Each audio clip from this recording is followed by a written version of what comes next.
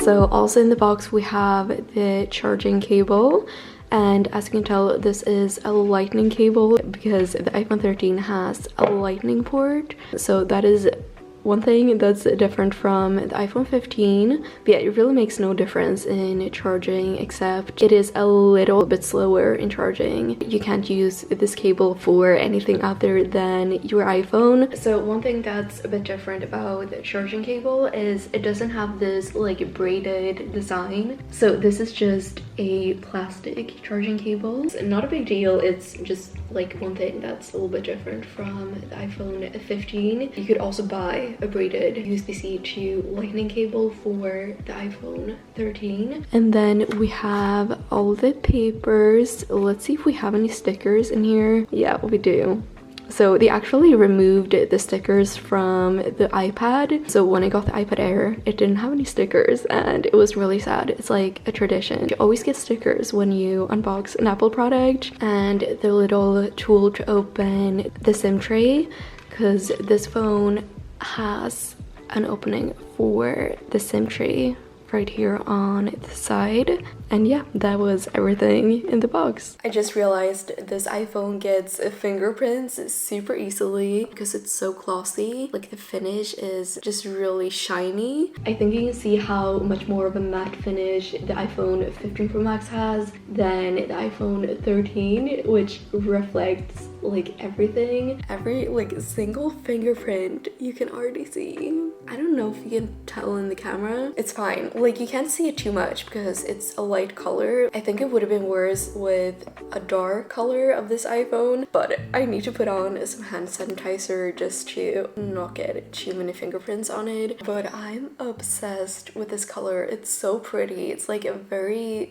soft pink. I'm actually really happy this is like a softer color because I feel like with a very like vibrant pink iPhone, there's a possibility you could get tired of it. But with this one, like I don't think you would ever get tired of this color because it's like very neutral, kind of like almost beige, but you can definitely tell it's pink. Super pretty. And then the edges are a little bit of a darker pink. Guys, just compare these two colors. They actually look really good together. This one looks so much better. And also here you can see the size difference of the 15 Pro Max and the iPhone 13. The iPhone 13 looks tiny. But before we move on with starting up the iPhone, I want to unbox some accessories from Ugreen. So first of all, we have this Ugreen 2-in-1 magnetic wireless charger. And this is going to work perfectly for the iPhone 13, but it obviously works with any iPhone. So with this 2-in-1 charger, you get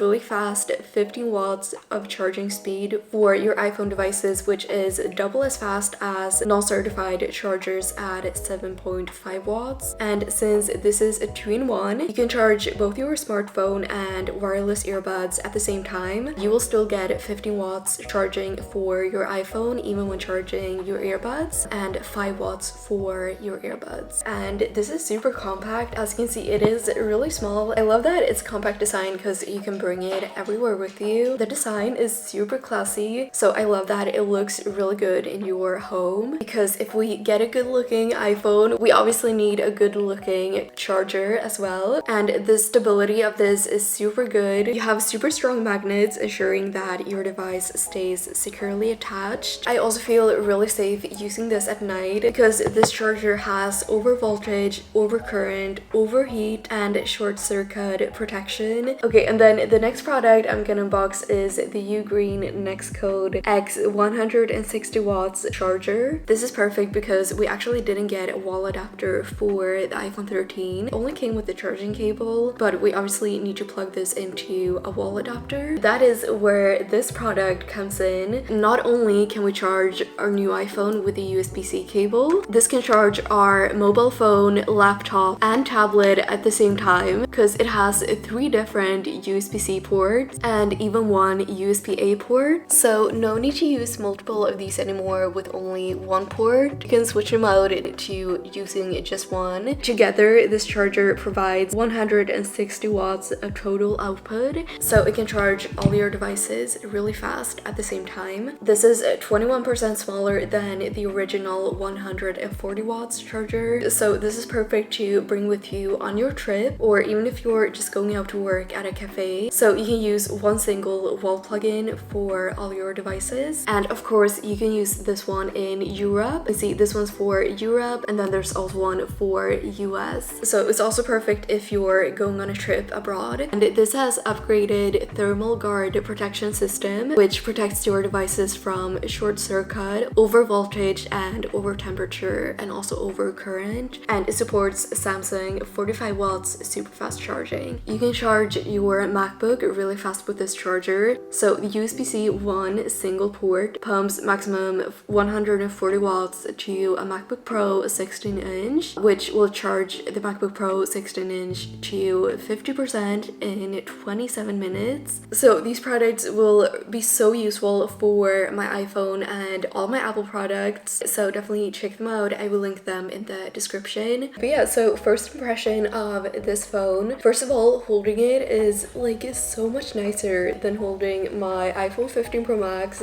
Honestly, I don't know why I keep getting the Pro Max models, because I probably would be so much more comfortable with getting just a regular one, because it's a much more convenient size than the Pro Max. But yeah, I can't believe there's also a mini version of the iPhone 13. Also, apparently the edges of the 15 are supposed to be a little bit more rounded than on the 13. No, I can actually feel that. Wait, so I thought it was like the edges here, but I think it's definitely like the edges here, because if you look at this, like they're pretty sharp when you're holding it. Like the edges feel pretty sharp just around the whole phone, compared to this phone where they're more like rounded. But I do have a screen protector on, so that makes the edges like a bit more sharp, and especially maybe you can tell here they're just more sharp. Little details like that, but I guess they matter. If you're not gonna have a case on, that might be a big deal. Even though like this is more comfortable because it's smaller, it is more like sharp. But let's just talk about the design of this phone. I mean, it looks very similar to the iPhone 15 Pro Max, except that it's missing one camera.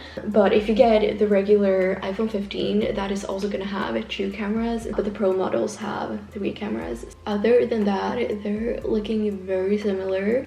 They both have the power button. The iPhone 13 obviously doesn't have an action button, but to be honest, I barely use it on my iPhone 15 Pro Max. So I mean, it would be nice to have it, but I don't think you're missing out too much. But yeah, the iPhone 13 just has a regular mute button, so you can mute it just by doing that. Whereas the iPhone 15 Pro Max has the action button here, so if you press it, you can see I have a shortcut instead of muting. Alright, but let's get started with the setup process. What? Why is it in notes? I have no idea what that language is. Does anyone know what language this is? Wait, so how do I go out of here?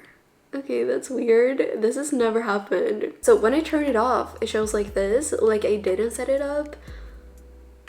But here it seems like I set it up and went into notes. Okay, I have no idea what this language is, but...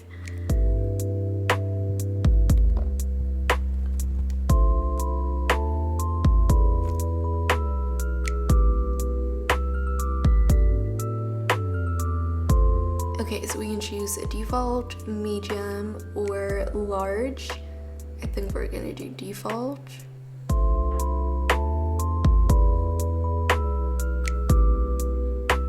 Okay, so something I can do is actually transfer my phone number or my cellular from my other phone. In case I want to use the same one for both, I think. We can set up Siri, screen time. We're gonna do light display. Okay, welcome to iPhone.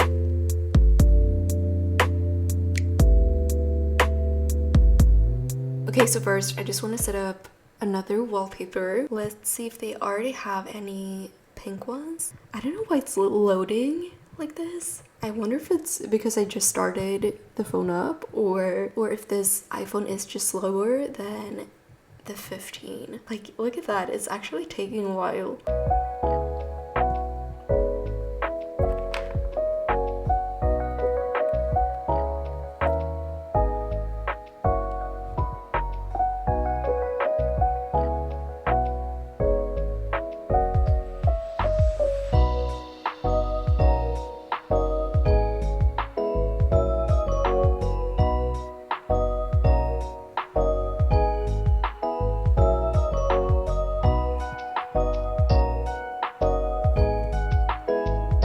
Okay, so I just did a super quick customization of the lock screen. So I added this really light pink wallpaper, but I think it matches the back of the iPhone. And then I actually changed the text color to white. I know you can barely see it, but I kind of like it. Also, one thing I'm noticing, this phone is so lightweight. I know I said the iPhone 15 Pro Max was so much more lightweight than the iPhone 14 Pro Max, but compared to this, the 15 Pro Max is so heavy. It's pretty obvious it's bigger and also a Pro model, but this phone is so lightweight. Like, I just can't believe how lightweight this one is. Also, something I'm noticing is it is actually a bit slower than the 15 Pro Max. When you're just logging into the phone, after using the 15 Pro Max, you can tell there's like a difference. Just all the swipes aren't as fast, which makes it appear a little bit laggy, but obviously it's not going to be as fast as the 15 Pro Max. But okay, let's try the camera. Okay, we can set up photographic style. I think I'm gonna do standard. Wait, what? It took so long to like load. Okay, so this phone has one time zoom, which is obviously like the standard, and then ultra wide, so 0.5. But I'm kind of surprised it doesn't have the 2 times zoom in or like any zoom in. But you could obviously zoom in by doing this. It's just not gonna be as clear. But it's really good that it has the ultra wide camera. I feel like you get more use from the ultra wide camera than zoom. On the 15 Pro Max, you can see we have it 2 times zoom in and also 5 times zoom in. 5 times zoom in is the maximum for the 13. So let's take a picture and compare the quality. I think you can see the difference, but honestly it's not bad. I actually think the 13 looks pretty good. It's a little bit more grainy on 13, but I mean honestly it's not bad because it's a little grainy on the 15 Pro Max also. Okay, now let's take an ultra wide picture and compare. They look actually really similar. I'm actually really surprised with the quality. I thought it was gonna be so much worse. But honestly, on this picture I took, it might just be that the screen is smaller on the 13, so you can't see it as well. But I actually think the 15 Pro Max picture looks more grainy than the 13. So actually on the selfie camera, we have the ultra wide option as well. The 15 Pro Max has more like contrast, just a clearer picture, like you can see more details. Okay, I'm gonna go out and try the video on this just to see how it would work for like vlogging on the iPhone 13.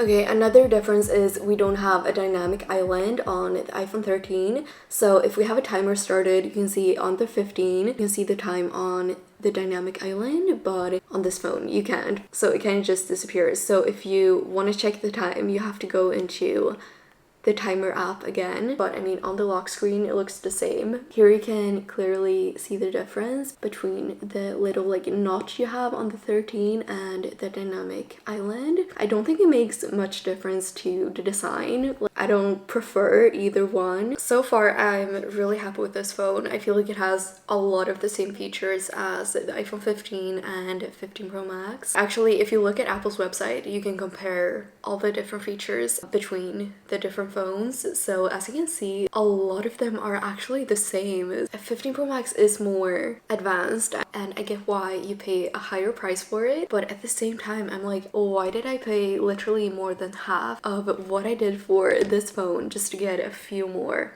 extra features? I'm not gonna lie though, after using the 15 Pro Max, you can definitely tell this is a bit slower, just like when you swipe. Like, even if you go into Safari, it just takes a little bit longer. But I mean, that's just me being used to the 15 Pro Max. But yeah, let me know if you have the iPhone 13 and what you think about it, or if you're getting it. Honestly, I'm mostly excited about the color of this phone. It's so beautiful, like an adorable pink color. Alright, but thank you so much for watching and I will see you in the next video. Bye! Whenever I'm filming an unboxing, my puppy's always here just sleeping on my legs.